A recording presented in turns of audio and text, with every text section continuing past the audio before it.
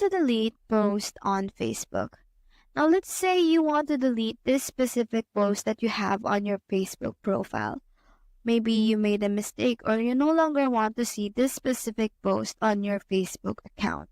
So all you have to do is to tap on your profile icon right here and search for the post that you want to delete. Let's say right here.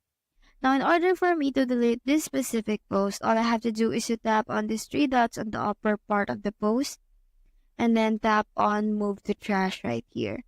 Items in your trash will automatically be deleted after 30 days, but you can delete them earlier. So we just have to tap Move right here and then go to Main menu right here. If we're on our main menu, we just have to search for Settings and Privacy. After we scroll down, we'll be able to see that and tap on Settings. Once we're on our settings, we just have to scroll down until we find Activity Log right here. After that, we'll be able to see Trash right here on the upper part, and we're able to see every post that we have deleted right here.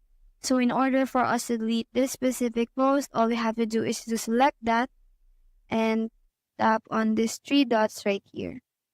Now we can permanently delete this specific post. We just have to tap on delete right here. And now we have deleted that. So that's how to delete posts on Facebook. Hope we helped.